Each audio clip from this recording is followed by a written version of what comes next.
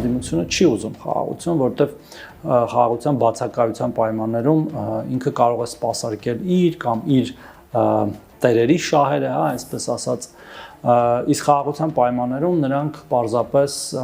բովանդակազուրկ են, նրանք ասելիք չունեն, նրանք ոչ մի ոլորտի, ոչ մի բովանդակության վերաբերյալ ոչինչ չեն կարող ասել եւ իրենց ձայնապնակը անverջ պատտեսնելու համար իրենց պետք է այդ անխաղաղ կամ խաղաղությունից զերծ միջավայրը, ինչը իրենք արել են վերջի